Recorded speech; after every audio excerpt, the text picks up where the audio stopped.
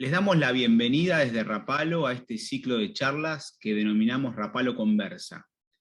Para aquellas personas que recién se conectan o no sepan, Rapalo es, entre otras cosas, una revista en papel de poemas y ensayos con base en Buenos Aires que publica voces de distintas partes del mundo.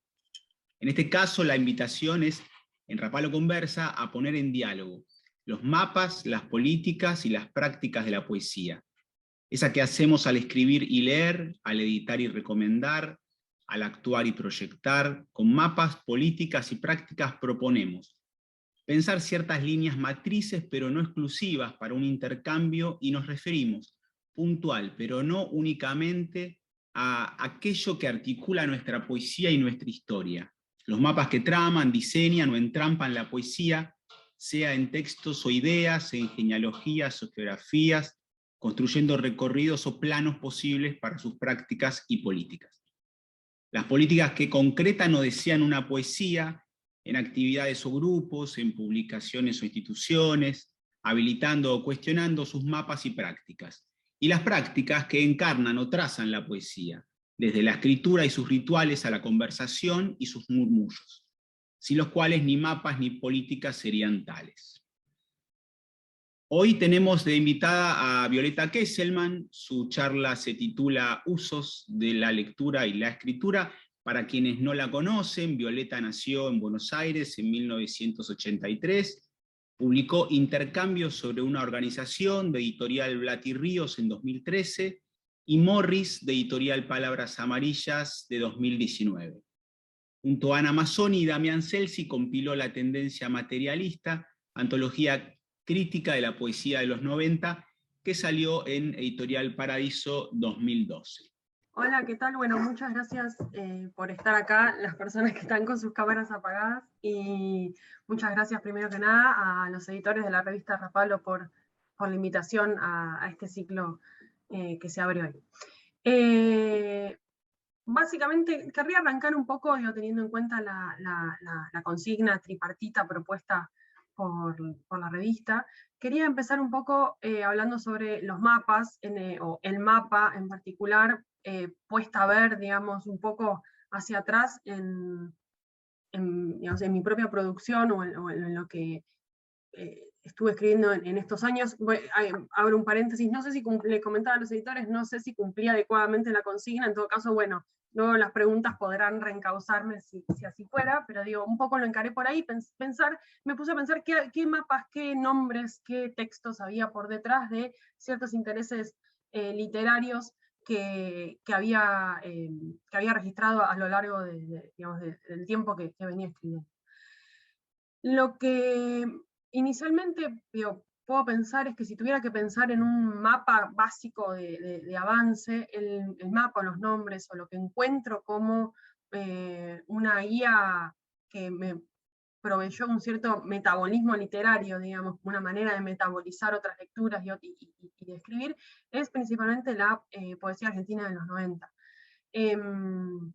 No tanto o no solo nombres en particulares, autores en particular, sino también, sino principalmente un movimiento, esa tendencia materialista, ¿no?, de la poesía de los 90, que Heller en una entrevista, creo que de la revista Bazar Americano, él la describe como del sujeto al objeto y de vuelta al sujeto, de lo abstracto a lo concreto, de lo universal a lo municipal, un movimiento de concreción de materialista, por el cual la conciencia se va haciendo cada vez más situada, más atenta a lo coyuntural, que es otro adjetivo que rescata Heller. Ese movimiento es quizás lo que encuentro como mapa básico, que en mi caso en particular y en el de otros compañeros de generación, entiendo que nos proveyó la poesía argentina de los 90. Usé la palabra metabolismo porque es de algún modo ese movimiento que escribe Heller en esa entrevista, funciona como una especie de dogma o de axioma para después poder no solamente escribir, sino también leer, abordar otros textos que no tienen nada que ver con la poesía de los 90. Acá la pregunta obvia, o el comentario obvio que se abre es, bueno, obviamente esto no es que lo inventó, ¿no?, esta serie de escritores y escritoras en ese momento. De hecho, otro libro que a mí me parece fundamental a la hora de pensar un mapa es un libro de Erika Auerbach que se llama Mimesis, que es como un clásico de la academia, entiendo, no es nada fuera de, digamos, nada de culto. Ese libro, de hecho, también lo que hace es rastrear durante toda la producción literaria de Occidente la, cito con comillas, representación de la realidad, dicho así. Ese movimiento es lo que yo noto que casi instintivamente voy a buscar, y que también noto ese mismo movimiento en otros compañeros quizás de generación, de ir a buscar esa tendencia materialista en textos, así sea muy alejados de lo más cercano, digamos, de la producción más actual. Como decía, por supuesto esto no lo inventó la poesía de los 90, pero para jóvenes que estaban viendo qué tenía de interesante la literatura a comienzo o mediados de la primera década de los 2000 en Argentina, lo que se hizo la poesía de los 90 fue volver a ese movimiento, ¿no? Repito, hacia lo coyuntural, hacia la concreción, hacia el objeto y demás, volverlo un movimiento plausible de ser hecho, deseable, actual, que funcionaba para captar la coyuntura, que funcionaba para hacer literatura interesante.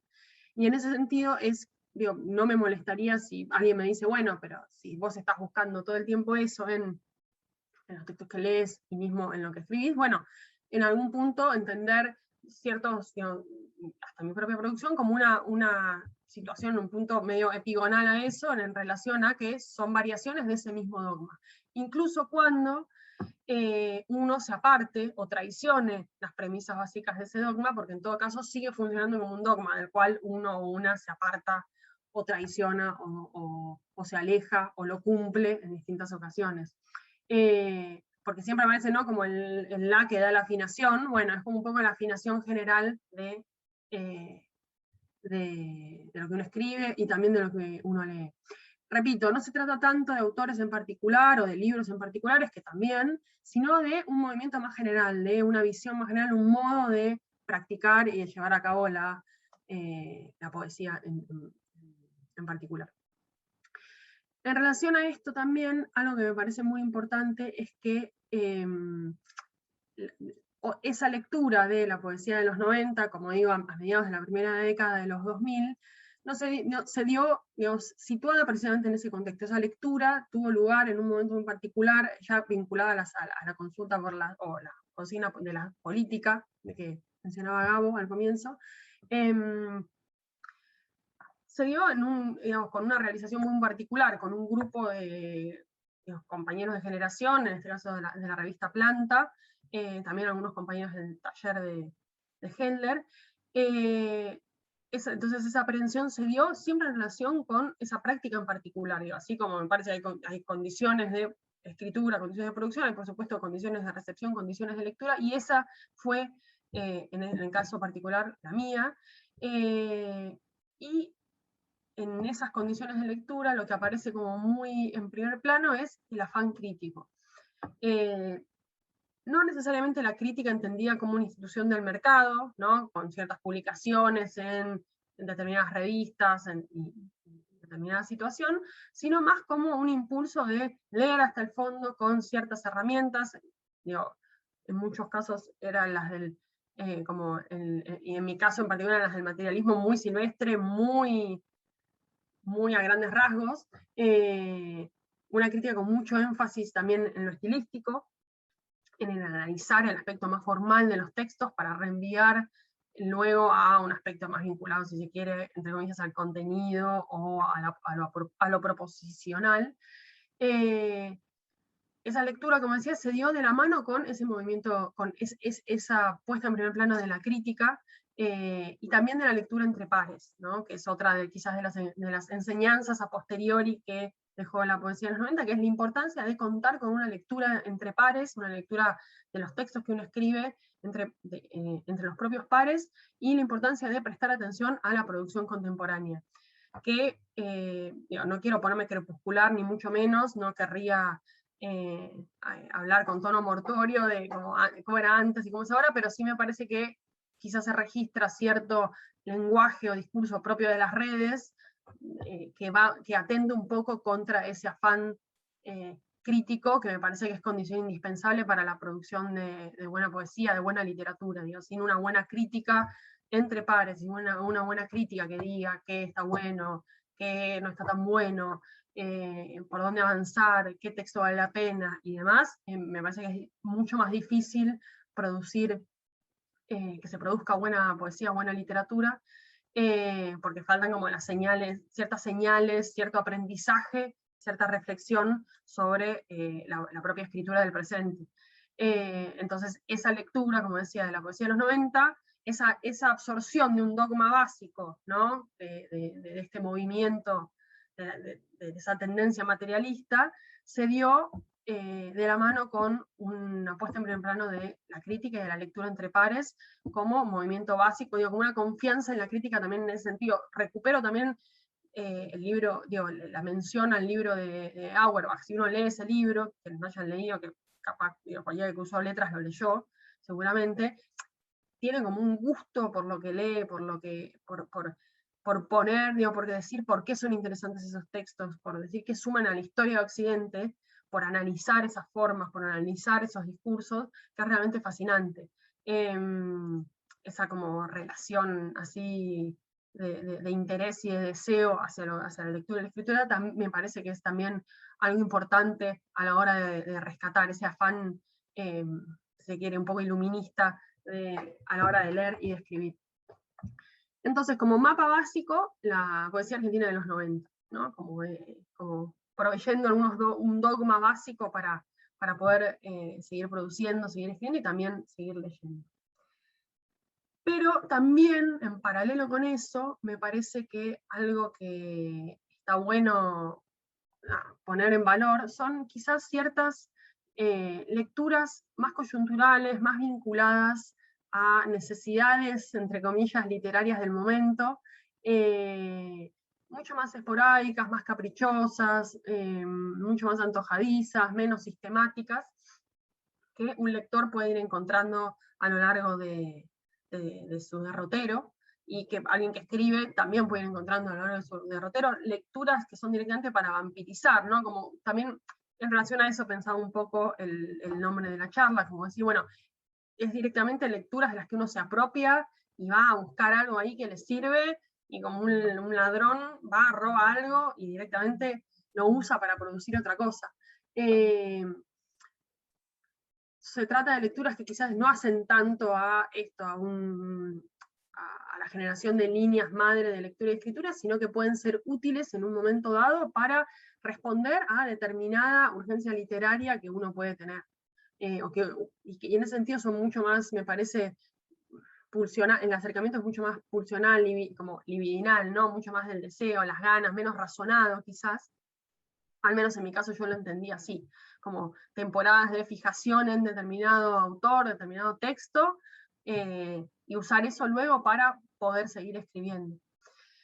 Si tuviera que ponerme a pensar cuáles son esos textos, en mi caso, que funcionan de esa manera, o que han funcionado históricamente, digo, para atrás, pensándolo para atrás de esa manera, lo primero que tendría que recordar son, digo, en relación a el primer libro, que es Intercambios en una organización, bueno, si yo tuviera así, bueno, ¿qué leía en ese momento? Algo que leía mucho en ese momento era todo tipo de ensayos y monografías incluso de sociología y antropología social. De nuevo, más importante el contexto, ¿no? Estamos hablando como ya comienzos de la segunda década de los 2000, con un proceso político ya más consolidado, bastante más avanzado, ¿no?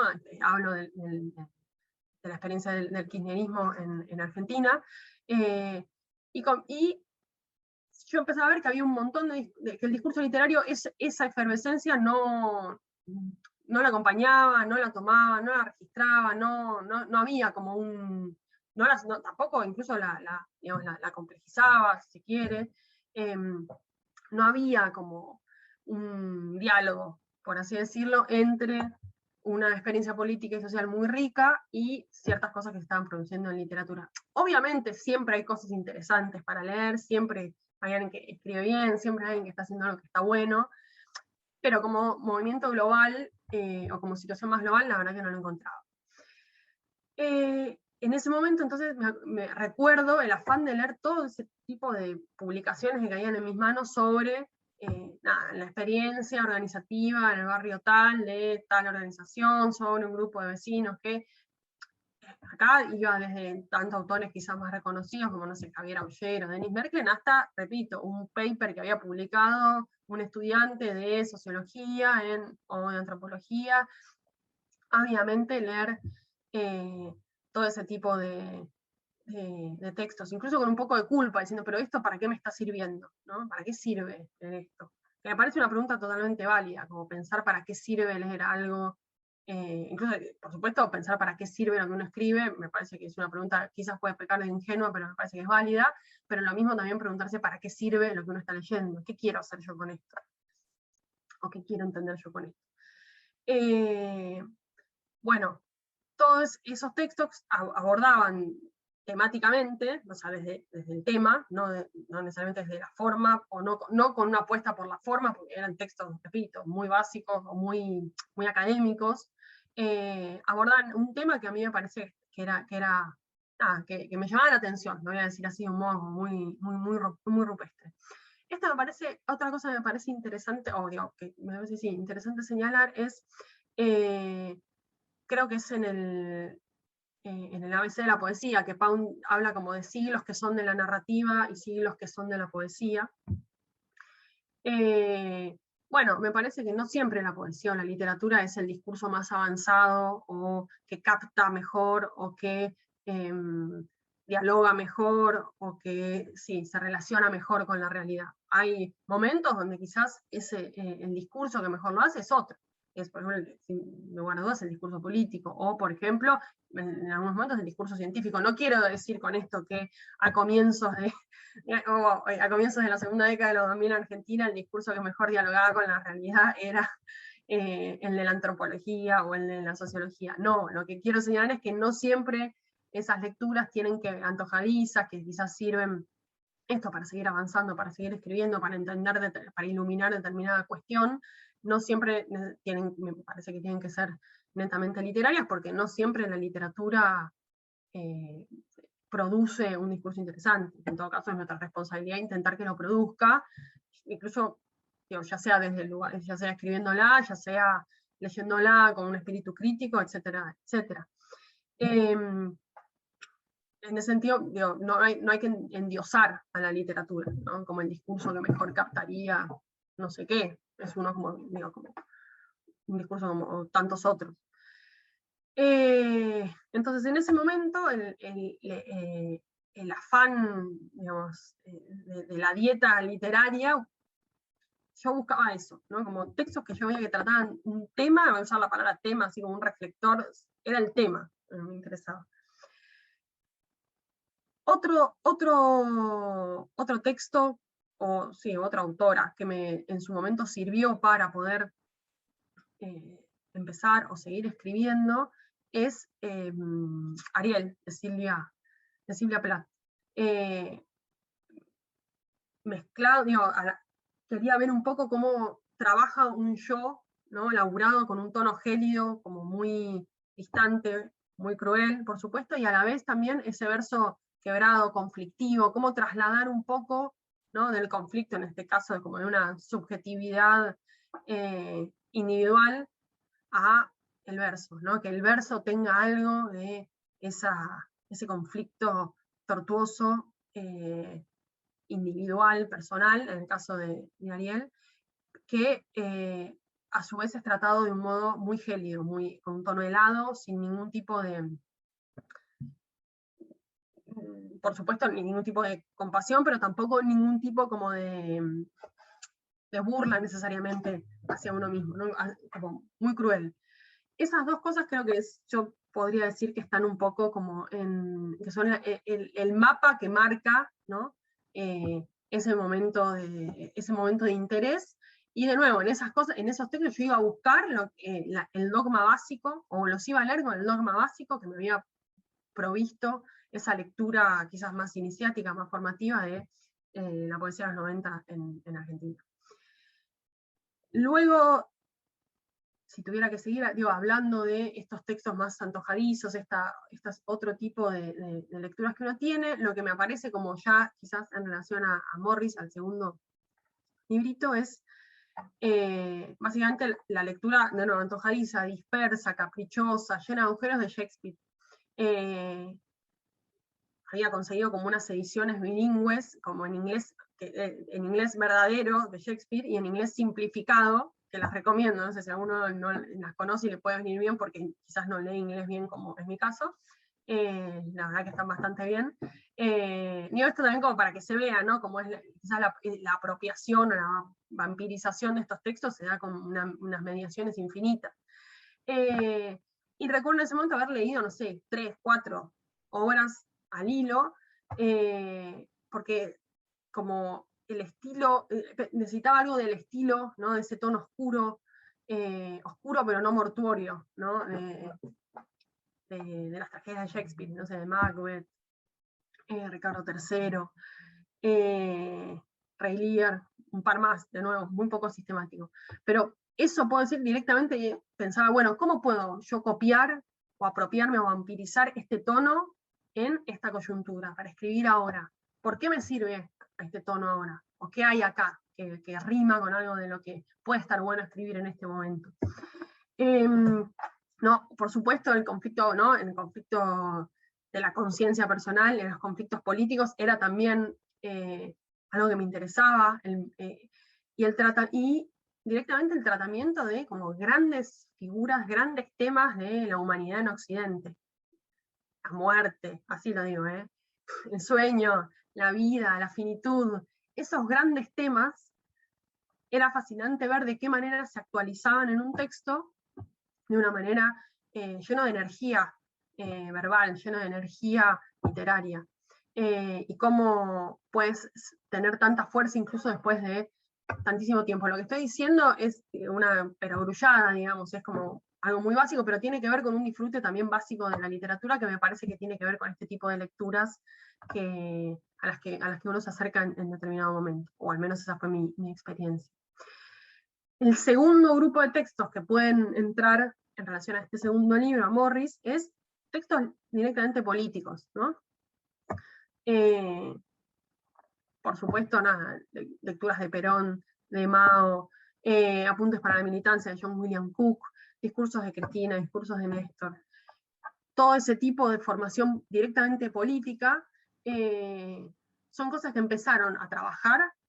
Y ahí yo encontraba una fraseología, un modo de construir las frases que parecía totalmente pertinente para ese momento, que era un momento de derrota política coyuntural para el campo nacional y popular, ¿no? Porque digo, el libro se publicó en 2019 y fue escrito antes, en 2016 para adelante, entonces es como un libro de esto, la derrota en las elecciones frente al macrismo.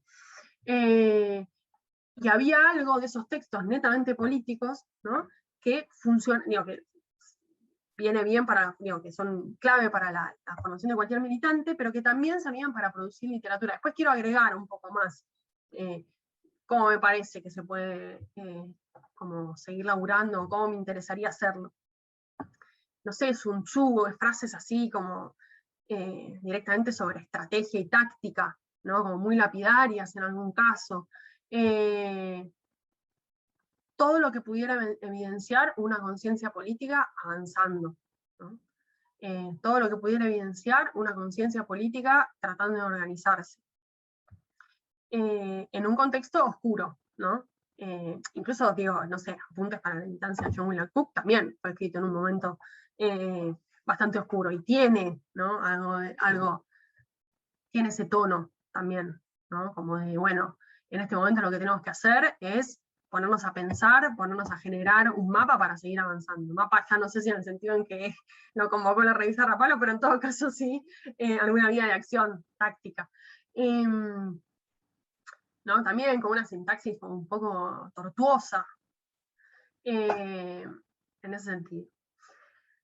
Me parece que estos textos que quizás aparecen como de una forma más emergente, más caprichosa, más funcional, sirven para construir respuestas a determinados problemas literarios y políticos. Creo que hay una frase de Leonidas Lamborghini que dice tratar los problemas de la política y el estilo como si fueran uno solo, no separarlos, sino como si fueran uno solo. Yo ya estoy un poco cansada de leer contratapas y críticas que hablan de este texto abre preguntas, tal otro abre preguntas, y interroga, no sé qué. Me parece fantástico, creo que efectivamente está bien, ¿no? Interrogar, preguntarse sobre cuestiones del presente, sobre grandes temas a través de la literatura, pero también me parece importante intentar construir respuestas. Respuestas, repito, no solamente a nivel proposicional de lo que dice la frase, sino respuestas a través de la forma, digo, del estilo, que el estilo contribuya a armar esa respuesta, que esa respuesta sirva no solamente dentro del cerco de la literatura, sino incluso un poquito más allá. Quizás una afán un poco maximalista, pero bueno. En este sentido, si yo tuviera que pensar, por ejemplo, bueno, como aplicarme mi propia regla y decir, bueno, está bien, todo es muy lindo, pero ¿cuál era la pregunta y la respuesta en cada uno del primer libro, del segundo libro, que ayudaron a construir estos textos, estas lecturas, ¿no? Más de coyuntura, más caprichosas?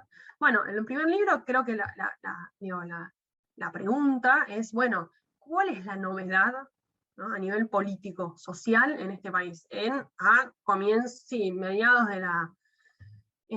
de la segunda década de los 2000 en Argentina? ¿Cuál es la novedad? Bueno, la articulación entre Estado y organizaciones políticas y sociales. Y esa novedad, ¿no? Esa novedad política, yo veía que no estaba, como decía, no estaba siendo como, no estaba siendo tomada, digamos, a nivel temático por la literatura, pero tampoco estaba como a nivel de la forma, a nivel del estilo. Había algo que recogiera ese nivel de efervescencia y ese nivel de conflictividad. Sino más bien textos más minimalistas, más sujeto, verbo, objeto, ¿no? Cuentos donde, no sé, la joven guardia, ese tipo de cosas, ¿se acuerdan? No sé si ya pasó mucho tiempo. Esas antologías, ¿no? Incluso algunas sobre temas políticos, ¿no? Pero que eran como mortuorias a nivel literario, o a nivel más del estilo, ¿no? Si uno trata los problemas de la política y del estilo como un solo problema, generar un estilo mortuorio es un problema para poder hablar de política de un modo productivo. Esa era, creo, un poco la pregunta y la respuesta que animaba ese primer libro.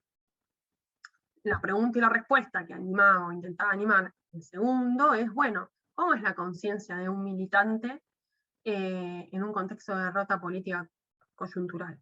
Bueno, esa es la pregunta. La respuesta podría ser, bueno, es una conciencia en primer lugar viva, que no fue derrotada. Puede haber habido una derrota coyuntural, pero la conciencia, el afán político militante del campo nacional y popular no fue derrotado. Entonces el tono es oscuro, pero no es mortuorio.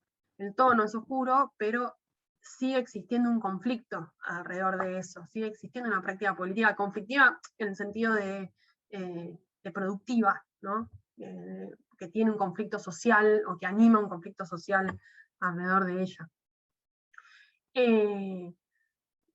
Por eso me parece que era útil, lo voy a decir con esa palabra, era útil leer a Shakespeare en ese momento porque era un tono oscuro pero no mortuorio, era un tono de una época oscura, de una época confusa, como era el barroco, como de una época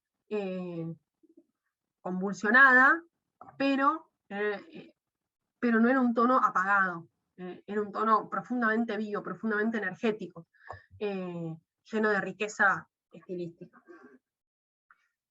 Ya hacia adelante, digamos, si tuviera como eso, que tuviera que pensar un poco como, bueno, las prácticas, ¿no? Para pensar como en la tercera parte de la consigna tripartita,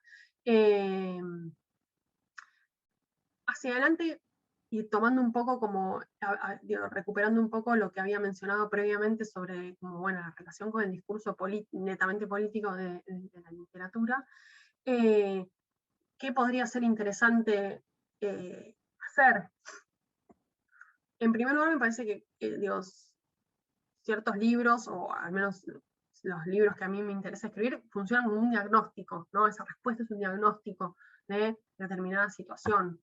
determinada situación política, determinada situación social, en la medida en que yo no tengo, como digo, que se está construyendo el diagnóstico, falta todavía, eso es necesario para poder escribir el libro. Pero sí me parece interesante pensar en tomar a cierto discurso político como matriz para escribir, ya no como un insumo, ¿no? Tomar determinada frase, tomar determinada situación, tomar determinada escena, sino una matriz que funcione como una matriz para escribir.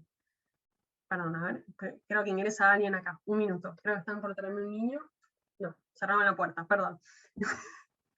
Que eso que funcione como una matriz para poder producir literatura. Que esa literatura produzca, a través de su estilo, pueda producir conceptos, pueda producir línea, pueda producir pensamiento político. Por ejemplo, hay una frase de Máximo Kirchner, como la velocidad de los deseos es más rápida que la velocidad de la construcción, o los milagros se construyen, ¿no? Que son dos frases de Máximo, o la patria es el otro, la frase de Cristina.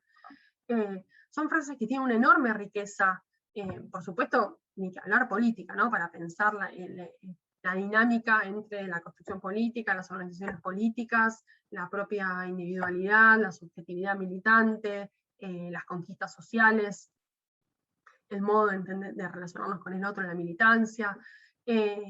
Son frases que, digo, en términos estrictamente políticos, son increíblemente ricas, digo, producen una cantidad de pensamiento y dan pie teórico a una serie importante de líneas de acción. Pero también me parece interesante pensar de qué manera podemos producir literatura a partir de una frase como esa, la velocidad de los deseos más rápida que la velocidad de la construcción, porque ahí hay un conflicto, si se quiere, para una novela de 600 páginas, o para un poema épico, también larguísimo, o no, o para diversos poemas breves, de 5 o 6 versos cada uno. Habrá que ver en todo caso de qué manera, cuál es la forma que puede trabajar mejor en relación a esa línea. Pero eso es lo que me parece interesante como pregunta hacia adelante, como de qué manera no tomar al discurso político o a la política como insumo, como una escena de fondo, como proveedora de escenas, como proveedora de algunas frases, sino pensar primero con una subjetividad política más colectiva, si se quiere, y no tanto a partir del conflicto individual para empezar a producir literatura. Otro ejemplo que se me ocurre, que no es de la literatura, pero que tiene quizás algo de esto, es la película La batalla de Chile, donde no hay héroes individuales, no hay figuras individuales, sino que es puramente un conflicto colectivo, retratado, plasmado en sus distintas dimensiones, también como una forma, como que levanta algo de la conflictividad social de Chile de 1972, 1971, 1973, pero donde el discurso político, la política funciona como la matriz a partir de la cual se produce, en este caso, esa película. Algo también que me parece interesante, como quizás los no de esa práctica, y ya voy cerrando, siempre pareciera que uno de los grandes peligros de la literatura o del arte que se vincula con la política de un modo positivo, no necesariamente desde la resistencia el estado de la resistencia a la política, es la ingenuidad, ¿no? De qué manera ir a favor de un proceso político sin pecar de ingenua, tanto en términos políticos como en términos, repito, estilísticos. Me parece que es una pregunta que es válida, que hay que hacérsela todo el tiempo, pero tan importante como eso me parece, o peor, tan importante o peor que eso, me parece que es el otro peligro, que es el peligro del cinismo. Puede parecer ingenuo, ¿no? Decir que el peligro es ser cínico. Prefiero en todo caso ser ingenua a ser cínica, prefiero no ser ninguna de las dos. Pero pasa mucho eso también de ver determinadas películas, determinados libros, que a la hora de acercarse a la política lo hacen desde un lugar de cinismo, desde que la verdad ya queda incluso, digo que es poco interesante a nivel de la forma, al margen de que es un diagnóstico político errado, es poco interesante a nivel de la forma, porque es algo que uno lo mira y es como que parece que hubiera sido producido 20 años atrás. Y aún en ese momento podía ser, ya estaba como, ya era pobre en términos formales el cinismo. Entonces, eso me parece que es como también otra pauta interesante para pensar la práctica de la escritura hacia adelante. Bueno, los textos más interesantes son los que no son iconos, por supuesto, de por sí, eso, pero además los que no se dan, digamos, no se entregan a la pereza del cinismo. Y en todo caso, tratan de rozar, ¿no? Como casi el extremo de la ingenuidad de creer que se puede decir algo de una manera nítida y clara para producir algún tipo digamos, de discurso interesante en las mentes de quienes lo están leyendo. Bueno, quedé en que cuando terminara iba a avisar que terminé, así que aviso que terminé. Bueno, Viole, muchas gracias. Bueno, increíble, disfrutamos mucho, al menos hablo por mí, pero sé que es el espíritu de muchas de las personas que están acá, tu charla, que también habilita ahora, como sabemos, un espacio para que los y las que están conectadas pregunten. Les recordamos que para una cuestión de orden y que sea más organizado, citando el primer libro de Viole, les pedimos que hagan la pregunta por el chat y Facu las va a leer, así también para ellas más ordenado a la hora de responder. Y también agradecerte, ahí te dejo Facu, la gran generosidad, pues yo creo que en este tipo de charlas y de exposiciones se valora mucho cuando alguien lo hace con mucha generosidad, y al menos esto es a título personal, bueno, te agradezco mucho eso también. Bueno, gracias a ustedes. Bueno, me sumo a los elogios y agradecimientos de Gabo, y mientras van anotando si quieren preguntas en el chat o indicando de alguna forma, de alguna señal de humo para que yo sepa que están ahí y quieren preguntar, Pablo Luzuriaga mandó una pregunta acá, la leo, no la anotó en el chat, dice así: según una larga e interesante tradición, desde el punto de vista de la sociología o de las teorías sociales y políticas, el ensayo como género culpable, como dice Gruner, o cuarto en el recoveco, como decía Red, siempre está pidiendo permiso para hablar, habla de política y sociedad desde una posición marginal. Desde el punto de vista de la poesía o la literatura, ¿cómo pensás que funciona ese sistema de permisos? ¿Cómo te pensás en la tradición del ensayo y de estos permisos para hablar? No sé si entendí bien la pregunta, pero bueno, voy a contestar algo, y si no, me dicen que está mal, y ya está. Porque tampoco sé bien de lo que está hablando Pablo. Yo qué sé, me parece que en todo caso es a la hora de escribir es interesante partir de un diagnóstico de lo que se está escribiendo en ese momento. En ese sentido también es importante leer a los contemporáneos, ¿no? Y a las contemporáneas, porque, digo, necesariamente cada libro es como un aporte o una intervención en una conversación un poco más grande, que es lo que se está escribiendo en un momento dado, en este caso en literatura. Y como si, a veces yo pienso, bueno, pues si ya lo está escribiendo otro, ¿para qué lo voy a escribir yo? Ya otro lo está diciendo, ¿no? O otro lo está diciendo determinada cosa de determinada manera. Ahora, cuando uno detecta quizás que hay determinadas cosas que no se están diciendo, determinadas cosas que hay que decirlas mejor, determinadas cosas que hay que decirlas con una forma, con un estilo un poco más viola, o al revés, o quizás un diagnóstico puramente estilístico. Che, la verdad es que estos cuentos sujeto, verbo, objeto solo contribuyen no a la confusión general, sino a la mortandad de las conciencias. Bueno, en ese momento me parece que se impone una intervención frente a la cual, digamos, me parece que hay que acometerla con espíritu crítico, dispuesto o dispuesta a eso, digo, encararlo escribir como un acto crítico, como decía Leonidas Lamborghini. Yo faltaba en la literatura que yo leía el libro que yo quería leer. Bueno, entonces lo voy a escribir yo, como partir un poco de ese diagnóstico. No sé si contesté la pregunta, creo que no. Pero bueno, en todo caso me parece que querría volver a esa relación, ¿no?, entre la crítica y la lectura, la crítica y la escritura como un solo movimiento, como no me parece posible pensar en la escritura sin la crítica. No, la crítica, digo, repito, no como institución de mercado necesariamente, sino como un movimiento que uno realiza a contramano totalmente del genio amigo, qué lindo tu texto, de las redes sociales. Lamento quedar como el abuelo de los Simpsons, como que le grita a la nube, pero realmente me parece que hay algo de una proliferación de ese tipo de discursos amicales que la verdad que no favorecen a que se escriba buena literatura.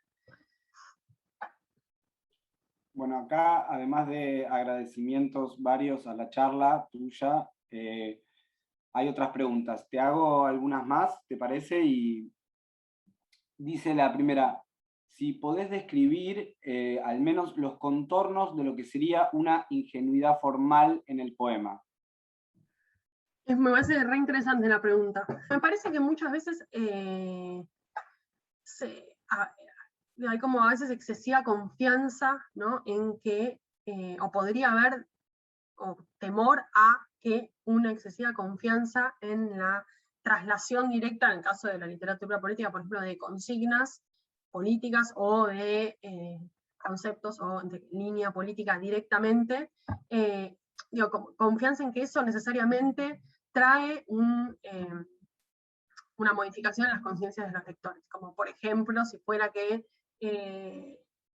no sé, repito, armar un poema que es solamente compuesto de, no sé, escenas, o sea, como si de por sí el tratamiento de determinado tema asegurara un impacto en la conciencia de quien lee.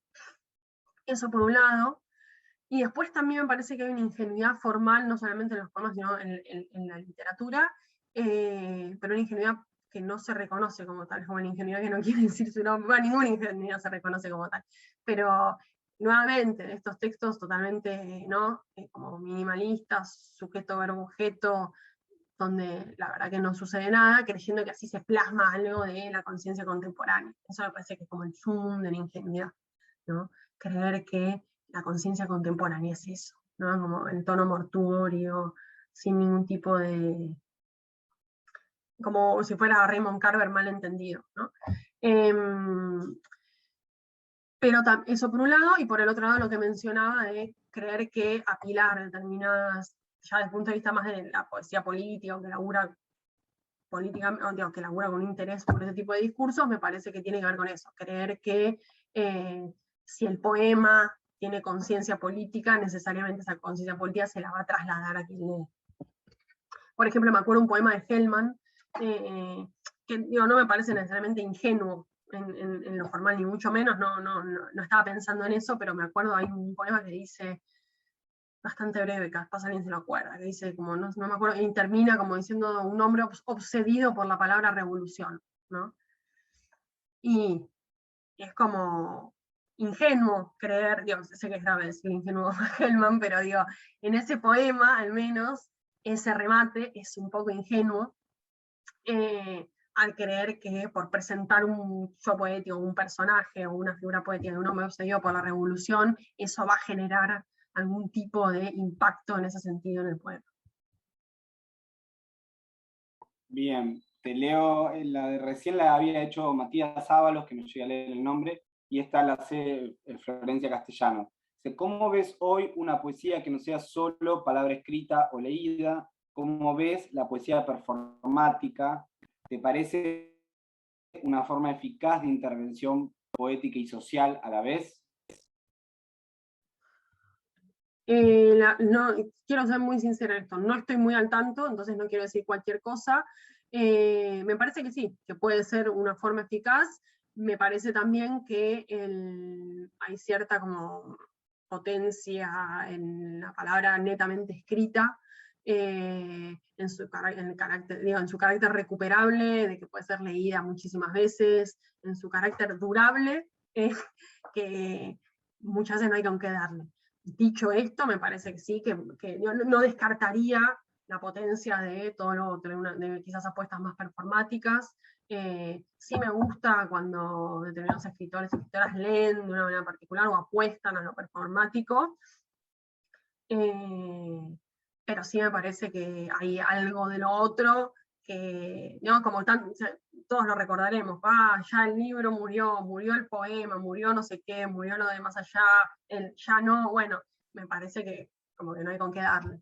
Ay, tío, porque tiene un carácter recuperable, multiplicable, reproducible, no hay nada más barato de escribir, aparte, en un punto. Entonces, hay como una potencia ahí que no la dejaría de lado por la otra. Bien, y acá una un poco más apuntada a tu poesía, dice, ¿cómo combatís? De Gonzalo Geraldo, dice, ¿cómo combatís o enfrentás las metáforas en la construcción de tu sintaxis?